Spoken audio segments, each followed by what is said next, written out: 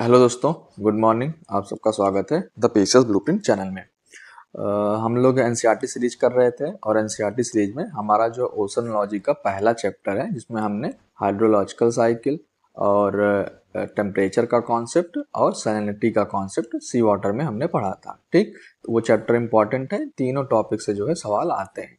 उसके बाद उसी सीरीज में अगला चैप्टर जो हमारा है या चैप्टर 13 एनसीईआरटी के हिसाब से फिजिकल ज्योग्राफी हम लोग कर रहे हैं क्लास 11th की। ठीक, कौन सी? फिजिकल ज्योग्राफी क्लास 11th की। उसमें आज हम लोग करना है मूवमेंट्स ऑफ ओशन वाटर। अभी तक हमने टेम्परेचर का वेरिएशन पढ़ा, डिस्ट्रीब्यूशन कैसे होता है उसका वर्टिकली हॉरिजॉन्टली, ठीक है, सी सरफेस पे। और उसके बाद सैलिनिटी का भी सेम उसी पैटर्न में हमने कॉन्सेप्ट पढ़ा था कि सी वाटर में कैसे डिस्ट्रीब्यूशन इसका होता है। ठीक, अब हम लोग पढ़ेंगे कि वाटर जो है वो ओशन में मूव कैसे करता है, किसी सी में वाटर का मूवमेंट कैसे होता है, कौन सी एनर्जी इन्वॉल्व होती है, वेव्स कैसे आते हैं, वेव्स का फॉर्मेशन कैसे होता है, टाइड्स कैसे आती हैं, टाइड्स का फॉर्मेशन कैसे होता है, टाइड्स कब आती हैं, और जो करंट होते हैं ओशन करंट्स, कौन सी वार्म करंट होती हैं, कौन सी कोल्ड करंट होती हैं, कौन से ओशन में होती हैं। ठीक, इसका मूवमेंट हम लोग पढ़ेंगे, कैसे वाटर जो है वो सी सरफेस पे मूव करता है और वर्टिकली कैसे वाटर मूव करता है। ठीक है, इस चैप्टर में हम लोग यही पढ़ेंगे। तो चैप्टर को स्टार्ट करते हैं और इसमें बस मेनली तीन कॉन्सेप्ट हैं। पहला वेव, दूसरा टाइड और तीसरा करंट। ठीक, ये तीनों का मूवमेंट कैसे होता है हमको इस चैप्टर में यही करना है। तो सबसे पहले इसमें आप देखेंगे तो इसमें सबसे पहला कॉन्सेप्ट दिया हुआ है वेव के बारे में। वेव वही नॉर्मली जो हम लोग फिजिक्स में पढ़ते हैं कि वेव क्या होती है। वेव क्या है? एक एनर्जी है। ठीक है, तो हम लोग सीधा उसे सिंपल कॉन्सेप्ट से समझेंगे कि वेव क्या होती है। तो अगर चैप्टर स्टार्ट करें तो उसमें पहली लाइन आपको मिलेगी the ocean water is dynamic. ठीक है, तो अब हम लोग इसका मतलब समझेंगे कि डायनेमिक का मतलब यहाँ पे क्या है। तो अभी तक हमने पढ़ा था कि जैसे इसके पहले चैप्टर में हमने देखा था जो सी वाटर होते हैं उनमें क्या होता है, उसमें टेम्परेचर का भी वेरिएशन आपको दिखेगा। ठीक है, उनके कुछ फिजिकल करेक्टर होते हैं। उसमें टेम्परेचर आपने पढ़ा था, सैलिनिटी पढ़ा था। ठीक, हमने डेंसिटी के बारे में पढ़ा हुआ था। और ये जो सब हैं इसके साथ साथ कुछ एक्सटर्नल फोर्स भी थे, जैसे सन सोलर एनर्जी जो है, ग्रेविटेशनल फोर्स, इस पे काफी इफेक्ट कर रहे थे सी वाटर या ओशन वाटर पे। इससे हम सन के सोलर इंटेंसिटी से देख रहे थे कि कहाँ पे टेम्परेचर ज्यादा होता है, कहाँ पे कम होता है। ठीक है, टेम्परेचर वेरिएशन से हम लोग सैलिनिटी का कॉन्सेप्ट देख रहे थे। तो सेम इसी तरह जब वाटर मूव करता है, सी वाटर, तो ये दो तरीके से मूव करता है। एक तो ये हॉरिजॉन्टली मूव करता है और दूसरा ये वर्टिकली मूव करता है। तो हम लोग इसको देखेंगे कि कब हॉरिजॉन्टली मूव करता है और कब वर्टिकली मूव करता है। जब हॉरिजॉन्टली मूव करता है तो उसको क्या बोलते हैं और वर्टिकली मूव करता है तो उसको क्या बोलते हैं। जैसे अगर हम लोग वेव का एग्जांपल लें, ठीक है, हम लोग ओशन करंट का एग्जांपल लें, तो ये जो होते हैं, ये जो सी वाटर है, ये सी वाटर का हॉरिजॉन्टली मूवमेंट होता है। यानी जो वाटर है वो ऐसे मूव कर रहा है, सरफेस वाटर जो है एक डायरेक्शन से दूसरे डायरेक्शन की तरफ जा रहा है, यानी वेस्ट से ईस्ट जा रहा है, ईस्ट से वेस्ट जा रहा है। ये कह सकते हैं कि जो सरफेस वाटर है उसका हॉरिजॉन्टली मूवमेंट हो रहा है। तो इसमें हम लोग कह सकते हैं एग्जांपल में कि वेव्स जो होती हैं वो हॉरिजॉन्टली मूव करती हैं, करंट्स जो होती हैं हॉरिजॉन्टली मूव करती हैं। तो वर्टिकली मूवमेंट वाटर का कैसे होता है? जो टाइड्स आती हैं, टाइड्स हमने क्या पढ़ा है? फॉल और राइज एंड फॉल। ठीक है, वाटर का राइज एंड वाटर का फॉल, ये क्या कहलाता है? टाइड। तो टाइड्स हो जाते हैं ये। तो टाइड्स का हम लोग देखेंगे तो वाटर जो है वो पहले राइज करता है, यानी वर्टिकली राइज करेगा, फिर वो फॉल करता है। तो यहाँ पे हम देखेंगे वाटर का जो मूवमेंट है वो कैसा हो रहा है? वर्टिकली हो रहा है, ना कि हॉरिजॉन्टली। तो हम लोग यहाँ पे डायनेमिक का मतलब यही हुआ कि जो सी वाटर है वो डायनेमिक नेचर में स्टिल नहीं है, एक जगह पे रुका हुआ नहीं है, उसमें कुछ ना कुछ जो है मूवमेंट लगातार हो रहे हैं। और मूवमेंट तो कैसे हैं? कभी हॉरिजॉन्टली है, कभी वर्टिकली है। तो हॉरिजॉन्टली जब होता है तो उसको वेव या ओशन करंट बोल देते हैं, और जब वर्टिकली होता है तो उसको टाइड्स बोल देते हैं। वर्टिकली मूवमेंट देखना हमने और पढ़ा हुआ है वाटर का, इससे पहले वाले चैप्टर में, जब मैंने आपको अपवेलिंग वाला कॉन्सेप्ट बताया हुआ था। ठीक है, अपवेलिंग भी क्या है? सी वाटर का वर्टिकल मूवमेंट है। अगर यहाँ पे कोई वाटर कंटेंट था और जब मैंने बताया यहाँ से मान लीजिए वार्म वाटर था और ये मूव करके डिस्प्लेस होके इस एरिया में आ गया, तो यहाँ पे क्या हुआ? यहाँ पे वॉल्यूम जो है खाली हो गया। तो इसको फिल करने के लिए नीचे से कोल्ड वाटर ऊपर की तरफ आता है। तो हुआ क्या? अपवेलिंग हुआ। तो अपवेलिंग कैसे? वर्टिकली मूवमेंट हुआ किसका? सी वाटर का। नीचे से वाटर जो है वो ऊपर आ गया। तो इसको भी हम लोग कंसीडर कर सकते हैं कि जो अपवेलिंग होती है वो भी एक टाइप की वर्टिकल मूवमेंट है सी वाटर का। तो यहाँ पे जो ये पूरा पैराग्राफ दिया हुआ है वो इसी के बारे में दिया हुआ है कि जो वाटर है वो डायनेमिक कैसे है, सी वाटर जो या ओशन वाटर है वो डायनेमिक नेचर का कैसे है, इस पूरे पैराग्राफ में आपको इसके बारे में मिलेगा। ठीक है, जब यहाँ से आप इसको पूरा पढ़ेंगे तो आपको जो मैंने अभी एक्सप्लेन किया वो यही चीज़ यहाँ पे पूरा लिखी हुई है। ठीक है, तो इसको आप रीड करिएगा, कोई दिक्कत होगी बताइएगा। यहाँ पर देखिए लिखा हुआ है the upwelling of cold water from surface and the sinking of surface water are also forms of vertical motion of ocean water. ठीक है, तो ये याद रख लेना, ये अच्छी लाइन है, ये पूछी जा सकती है एग्जाम में। ठीक, उसके बाद हम लोग पढ़ेंगे इसमें वेव्स के बारे में, जो सबसे इम्पोर्टेंट, और यहाँ से हमारा जो मेन टॉपिक है वो कह सकते हैं कि स्टार्ट हो गया है। ठीक, तो वेव्स हमने हमेशा से पढ़ा हुआ है कि वेव्स क्या होती है, कि ये एक एनर्जी होती है। ठीक है, वेव्स क्या है, एनर्जी है, या वेव क्या है, एक एनर्जी है। अब एनर्जी है तो कैसे काम करती है एनर्जी, ठीक, इसके बारे में देखेंगे। अगर हम लोग वेव के समझें वेव को, तो एक एग्जाम्पल अगर लें तो एक मान लीजिए ये एक वॉल है। ठीक है, ये एक वॉल है और इस पे एक ऐसे हमने रस्सी जो है वो बंधी हुई है। ठीक है, यहाँ से रस्सी जो है बंधी हुई, यहाँ पे कोई जो है इसको पकड़ के खड़ा हुआ है। ठीक है, इसको रस्सी को इसने पकड़ा हुआ है। अब ये क्या करे, अगर रस्सी को हम लोग देखते हैं ना वेव के फॉर्म, ऐसे मतलब इसको घुमाए, ठीक, तो आप देखते हो कि जो रस्सी होती है वो कुछ इस तरह से हो जाती है। ठीक, तो ये क्या हुआ, एक इसमें एनर्जी का हमने इनपुट दिया। ठीक, एनर्जी का इनपुट दिया, तो जो एनर्जी है वो इस फॉर्म में इसको रस्सी को कर दी। आप देखेंगे पहले जो स्टिल थी, उसके बाद जब मैंने इसको मूव किया, इस लड़के ने उसको मूव किया, तो जो इसमें एनर्जी दी इसने, ठीक है, वो एनर्जी जो है वो रस्सी में कुछ इस तरह से ऐसे ऐसे करके ट्रेवल की। तो अब आप यहाँ पे देख रहे होंगे रस्सी जो है ये यहाँ ये पॉइंट यहाँ नहीं पहुंच गया। ठीक है, रस्सी उतनी की उतनी ही है, बस उसका थोड़ा शेप चेंज हो जाता है और जो मूवमेंट है वो कुछ इस फॉर्म में हो जाता है। तो ये जो मूवमेंट हुआ ये एनर्जी देने से हुआ। तो जो एनर्जी हुई ना, ये जो एनर्जी दिए, ये एक टाइप का वेव, यही जो एनर्जी कहलाती है ये वेव कहलाती है, और इसका मूवमेंट कुछ इस तरीके से हुआ, इसी को हम लोग बोलते हैं एक वेव फॉर्म में। ठीक है, तो ये क्या हुआ कि हमने एनर्जी का मूवमेंट दिया, एनर्जी जो है एक प्लेस से दूसरे प्लेस पे ट्रेवल करके वो कुछ इस तरह से यहाँ पहुंच गई। ठीक है, हम कह सकते हैं लास्ट में एनर्जी जो है वॉल से टकरा गई। लेकिन रस्सी का अगर आप पॉइंट देखोगे, रस्सी का लेंथ देखोगे, तो रस्सी उतनी की उतनी ही है। ठीक, अगर इसको फिर जब हम लोग बंद कर देंगे मूवमेंट, तो रस्सी फिर एक ऐसे सीधा सिंपल स्ट्रेट लाइन में आ जाएगी। तो रस्सी ना घटी ना बढ़ी, ना रस्सी एक पॉइंट से दूसरे पॉइंट पे पहुंची, केवल पहुंचा क्या, तो केवल और केवल एनर्जी पहुंची। तो सेम इसी कॉन्सेप्ट पे जब ओशन का सी वाटर, जो सी वाटर जो है, मान लीजिए ये एक सी है, ठीक है, और इसमें वाटर हैं। ठीक, तो जब हवा चलती है, ठीक है, जब हवा चलती है तो फ्रिक्शन से, जब हवा चलती है तो वाटर पे फ्रिक्शन होता है, तो इस फ्रिक्शन से एक एनर्जी यहाँ पे क्रिएट होती है। यहाँ पे क्या होती है, एक एनर्जी जो है क्रिएट होती है, और इस एनर्जी से जो वाटर के पार्टिकल होते हैं उनमें मूवमेंट स्टार्ट हो जाता है। ठीक है, ये मूव करने लगते हैं। क्या होता है, इसमें मूवमेंट स्टार्ट होने लगता है। तो जब ये मूव करते हैं तो ये भी कुछ इसी तरीके से इस फॉर्म में मूव करते हैं। ठीक, अब आप रस्सी वाला कॉन्सेप्ट लगाओ। ठीक है, वाटर अगर यहाँ पे है, जो पार्टिकल वाटर का यहाँ पे, जो पार्टिकल वाटर का यहाँ पे, जो पार्टिकल वाटर पे यहाँ पे है, यहाँ पे है। ठीक, ये इसमें केवल ऐसे मूवमेंट हो रहा है सर्कुलर, ये यहाँ से यहाँ नहीं जा रहा है। ठीक है, अगर ए पार्टिकल था तो ये बी प्लेस पे नहीं आ गया, ये पार्टिकल यही है, इसमें मूवमेंट जो है यही हो रहा है, ऊपर नीचे। ठीक, लेकिन जो आप देखोगे तो वेव जो है वो एनर्जी की तरह चल के आपको कोस्टल रीजन या शोर एरिया में यहाँ पे आपको टकराती हुई आके गिरती हुई वेव आपको दिखती हैं। तो इसका मतलब ये नहीं है कि यहाँ का वाटर डिस्प्लेस होकर यहाँ आ गया। वेव में वाटर का मूवमेंट नहीं होता है। ठीक है, वाटर का मूवमेंट वेव में नहीं होता है, ये याद रखना है। वाटर जो है वो मूव नहीं करता है जब वेव का फॉर्मेशन होता है। वेव में क्या मूव करता है, वेव में केवल और केवल जो है एनर्जी जो है वो मूव करती है, और जो वाटर पार्टिकल होते हैं वो अपने प्लेस पे ही वो ऑसिलेट करते हैं, एक ही जगह पे वो कुछ एक फिक्स पैटर्न में वो मूव करते हैं।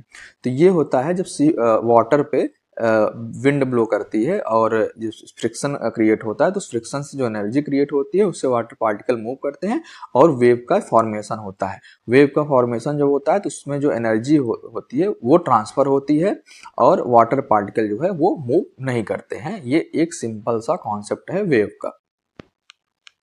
अब वेव कितनी बड़ी होगी, ठीक है, उसका टाइमिंग क्या होगा, कैसे, तो ये डिपेंड करता है तीन फैक्टर पे। एक कि विंड की स्पीड कितनी है, ठीक है, जितनी ज्यादा विंड की स्पीड होगी उतना ज्यादा फ्रिक्शन होगा, तो फ्रिक्शन जब ज्यादा होगा तो एनर्जी भी जो है वो ज्यादा होगी, तो वेव जो है वो ज्यादा स्ट्रांग जो है क्रिएट होगी, ठीक। और दूसरा फैक्टर होता है कि विंड की ड्यूरेशन क्या है, ठीक। अगर हवा बहुत लंबे समय तक चलेगी तो फ्रिक्शन ज्यादा होगा, अगर हवा बहुत कम समय तक चलेगी तो फ्रिक्शन जो है कम होगा।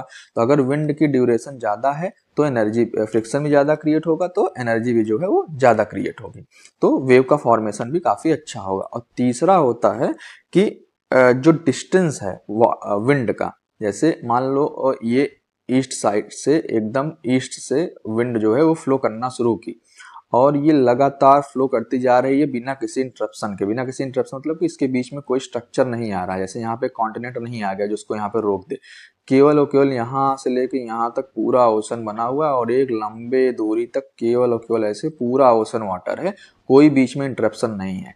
तो इसको क्या बोलते हैं कि डिस्टेंस जो है वो, या फेच, ठीक है, फेच वो कितना कवर की, कितना बिना इंटरप्शन के हवा जो है वो बही और उतना फ्रिक्शन क्रिएट करेगी, तो उतना एनर्जी जो है वो क्रिएट होगा। अगर बीच में कोई इंटरप्शन आ जाएगा, कुछ बाधा आ जाएगी, तो हवा जो है यहाँ से फैल जाएगी, ठीक है। हवा जो ऐसे चल रही थी कुछ यहाँ से टकरा के इधर चली जाएगी, तब आधी हवा यहाँ पे जाएगी। लेकिन अगर कोई इंटरप्शन बीच में नहीं है, हवा एक सीधी लाइन में बहुत देर तक, बहुत दूर तक बह रही है, तो जो है वेव का फॉर्मेशन वो ज्यादा अच्छे से होगा, उसमें एनर्जी का अमाउंट जो है वो ज्यादा रहेगा। तो ये तीन फैक्टर पे वेव का जो साइज होता है वो डिपेंड करता है। विंड स्पीड, विंड की ड्यूरेशन क्या है, और फेच कितना है। फेच मतलब कि जो डिस्टेंस कवर कर रही है बिना इंटरप्शन के विंड, तो उसको क्या बोलते हैं, फेच।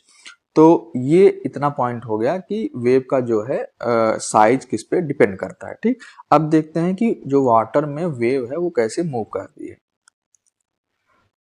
उसके बाद हम देखें कि अगर वाटर पे मूव कैसे करती है वेव, वेव पे जो है वाटर मूव कैसे करता है। उससे पहले हम लोग देखेंगे कि यहाँ पे एक फिगर दिया हुआ है, इसमें समझ लेते हैं कि क्या कहना चाह रहा है ये फिगर, ठीक है। एक आपको वेव ये दिख रही होगी और एक वेव जो है ये दिख रही है, ठीक।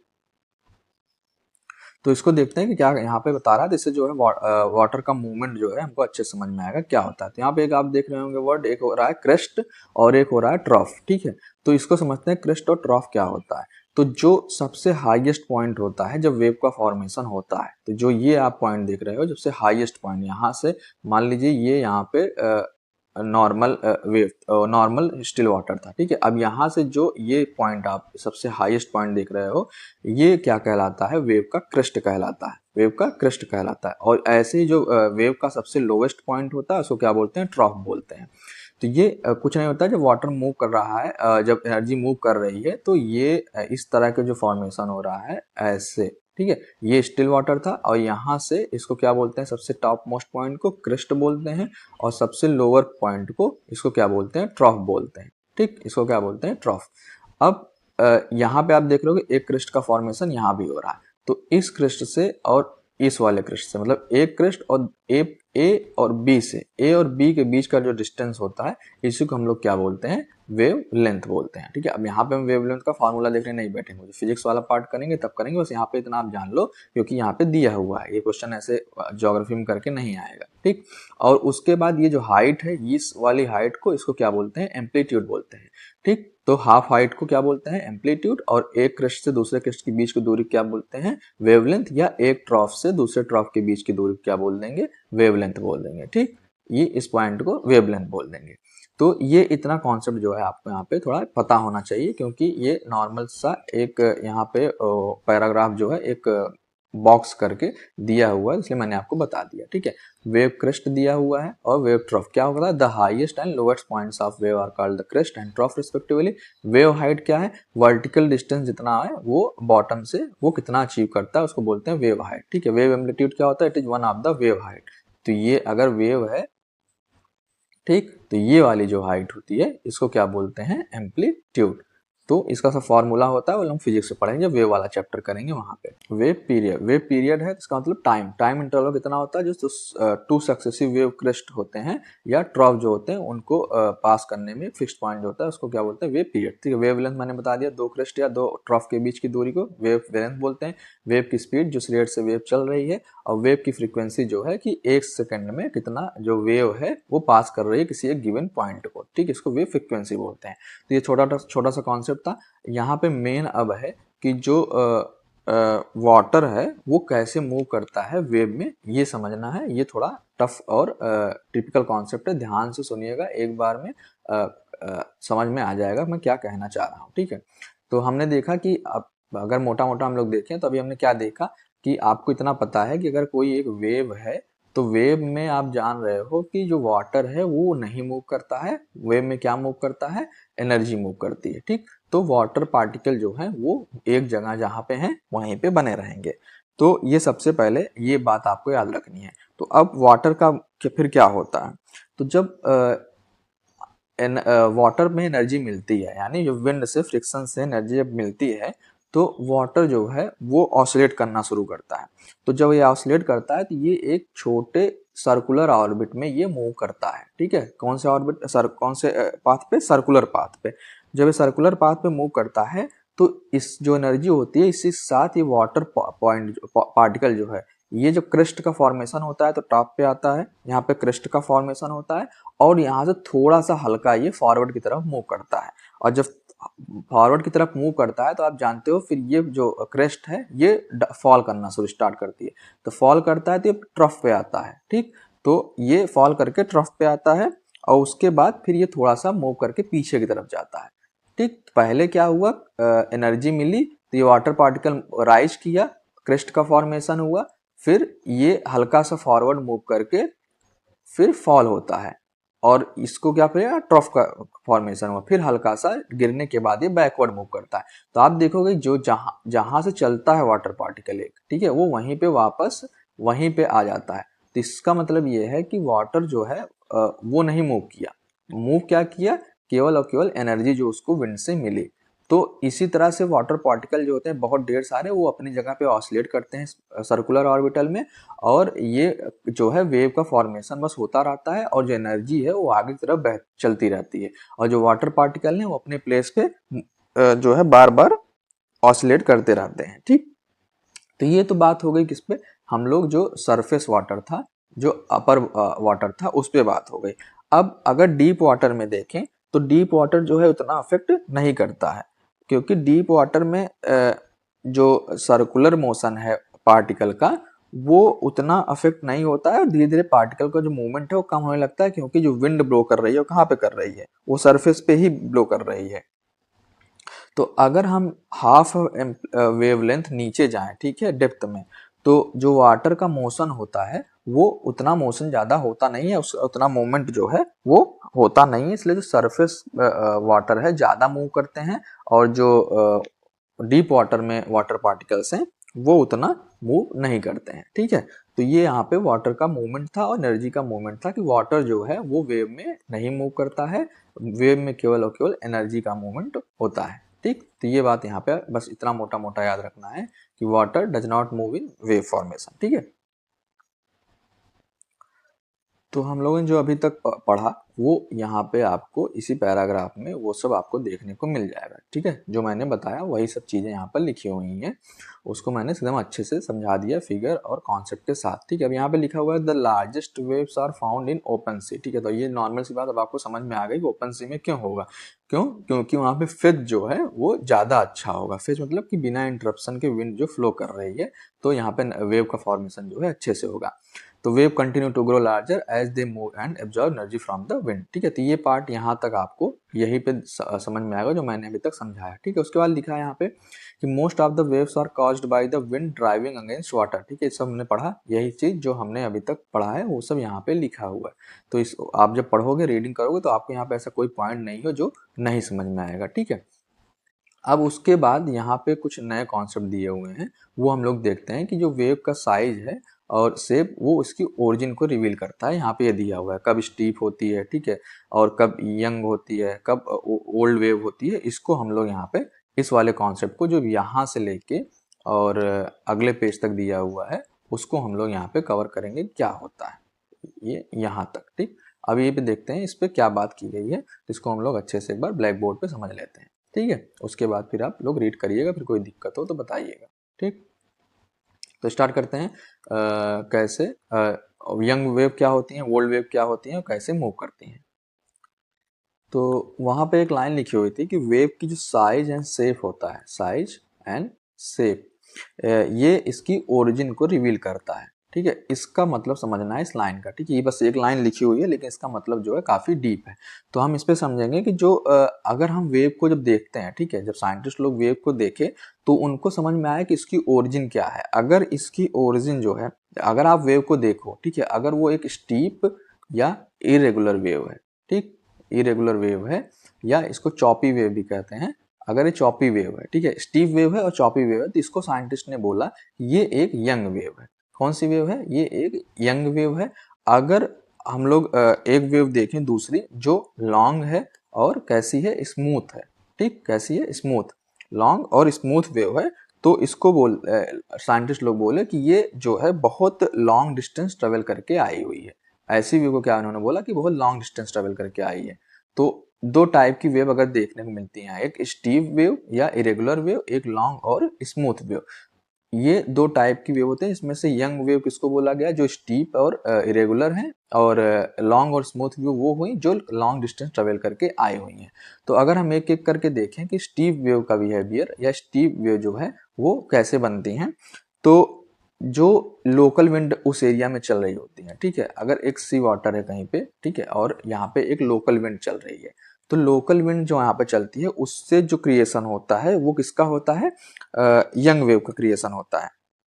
तो ये स्टीप वेव अगर हम लोग देखें, जो जिनका पैटर्न जो है वो स्टीप होता है, तो ये कह सकते हैं कि जो वहाँ पे लोकल विंड चल रही है उसका जो इससे जो फॉर्मेशन होता है वो स्टीप और इरेगुलर वेव का फॉर्मेशन होता है, जिसको साइंटिस्ट ने क्या बोला, यंग वेव। ठीक है, तो ये दूर से चलनी जो हवाएं चलती हैं उससे इनका फॉर्मेशन नहीं होता है। और जो लॉन्ग और स्मूथ वेव रहेंगी वो जो लॉन्ग डिस्टेंस ट्रेवल करके आई हैं वो उससे उनका जो फॉर्मेशन होता है वो लॉन्ग और स्मूथ वेव का फॉर्मेशन होता है। ठीक है, ठीक, तो ये क्या हो गई, दो टाइप की वेव दिखती है आपको। ठीक है, अगर हम देखें तो जब एक वेव जो है वो शोर पे आके टकराती है तो उसका फॉर्मेशन बीच में कैसे होता है। तो अभी हमने अब देखा कि जब हम क्रेस्ट और ट्रफ पढ़ रहे थे, तो यहाँ पे आप देख रहे हो ये सबसे टॉप मोस्ट पॉइंट था, ये क्या था, ट्रफ था, ये फिर टॉप मोस्ट पॉइंट, ये ट्रफ था। ठीक है, ट्रफ। तो अगर इसमें हम लोग देखें, ठीक, ये मान लो वेव का मूवमेंट ऐसे पे हो रहा है। ठीक, अब अगर हम कहें कि एक वेव है जो काफी हाई पॉइंट पे है, मतलब हाई वेव है, तो इसका मतलब हो सकता है कि वो बहुत दूर से लगातार चलती हुई वेव आ रही होगी और उसमें जो है एनर्जी जो है ज्यादा होगी। एनर्जी जब ज्यादा होगी तो उसका जो टॉप मोस्ट पॉइंट है ज्यादा ऊंचा होगा, और वैसे ही लोअर मोस्ट पॉइंट ज्यादा ऊंचा होगा। टॉप मोस्ट पॉइंट क्यों ज्यादा ऊंचा होगा, क्योंकि यहाँ से जो एनर्जी इसको मिली और यहाँ पे राइज करके यहाँ पे पहुंचा, लेकिन फिर यहाँ ग्रेविटी है तो ग्रेविटी इसको पुल करके वो नीचे की तरफ ले आएगी और ट्रफ का क्रिएशन होगा। तो यहाँ पे क्या हुआ, एनर्जी से जो वाटर बॉडी थी वो ऊपर गई, लेकिन ग्रेविटी की वजह से ग्रेविटी ने इसको पुल किया नीचे की तरफ, तो ये वाटर जो है, पूरा वाटर कंटेंट जो है वो नीचे आया। अब जब ये वाटर कंटेंट नीचे आया तो ये जब आएगा यहाँ से तो गिरेगा, तो ये भी क्या करेगा, एक एनर्जी प्रोवाइड करेगा। ठीक है, कोई वाटर बॉडी अगर ऊपर से गिर रही है तो वहां से एनर्जी प्रोड्यूस होती है, तब एनर्जी जब प्रोड्यूस होती है तो यही फिर वाटर कंटेंट जो है ये ऊपर उठता है। ठीक, जो ग्रेविटी से फॉल हुआ वाटर उसके वजह से फिर एनर्जी जो मिली तो वाटर कंटेंट जो है ऊपर उठा, लेकिन फिर क्या करेगी, तो ग्रेविटी जो है इसको नीचे की तरफ ले आएगी। तो ऐसे अप डाउन जो है ये मूवमेंट होता रहता है, और जो वेव है वो एक डायरेक्शन में प्रोपेगेट होती रहती है। तो ये वाटर नहीं मूव किया, यहाँ पे क्या हुआ, एनर्जी का मूवमेंट हुआ। पहले एनर्जी से इंक्रीज की लेकिन ग्रेविटी ने उसको खींचा नीचे, और फिर उसी एनर्जी से वो क्रेस्ट का फॉर्मेशन हुआ था। क्रेस्ट और ट्रफ का फॉर्मेशन जो है ऐसे होता रहता है, और यही वेव चलती चलती जो है जब सोर्स पे आती है तो ये यहाँ पे आपको टकराती हुई मिलती हैं, और यही वेव यहाँ पे आके खत्म हो जाती हैं। क्यों, तो हमने क्या क्या देखा वेव में, कि वेव क्या होती है, ठीक है, और वेव का फॉर्मेशन कैसे होता है, वेव मूव कैसे करती है, कब हाई वेव बनती है, कब लो वेव बनती है, और सोर्स से आगे जब टकराती हैं तो वेव खत्म क्यों हो जाती है, ठीक है, और यंग वेव क्या होती हैं और स्मूथ वेव क्या होती है, ये हमने पूरा पढ़ा। क्रेस्ट क्या होता है, ट्रफ क्या होता है, इसका कॉन्सेप्ट समझा, ठीक है, एम्पलीट्यूड और वेवलेंथ और वेव फ्रीक्वेंसी, वेव हाइट क्या होती है ये समझा। तो यहाँ पे हमारा जो है वेव वाला टॉपिक वो खत्म होता है, ठीक है। अगली क्लास में हम लोग टाइड्स के बारे में पढ़ेंगे, क्योंकि ये थोड़ा लेंदी टॉपिक है और इसमें थोड़ा टाइम लगेगा बताने में, तो एक एक करके आराम से करेंगे और पूरा कॉन्सेप्ट के साथ करेंगे ताकि कोई लाइन जो है वो छूटे ना, ठीक है। अब आपको क्या करना है, जाके इस एनसीईआरटी को, इस वाले पार्ट को रीड करना है, ज़्यादा होमवर्क नहीं है, ठीक है, छोटा छोटा होमवर्क होता है डेली। एनसीईआरटी रीड करिए और इससे जो क्वेश्चन आए हुए हैं वो घटना चक्र से आप जाके लगाइए, और कोई डाउट हो तो कमेंट सेक्शन में आप उसको आके बताइए या टेलीग्राम पे मैसेज करिए, मैं आपका वो डाउट जो है दूर कर दूंगा, ठीक। तो अगली क्लास में हम लोग टाइड्स के बारे में पढ़ेंगे, तब तक आप इसको रिवाइज करते रहिए।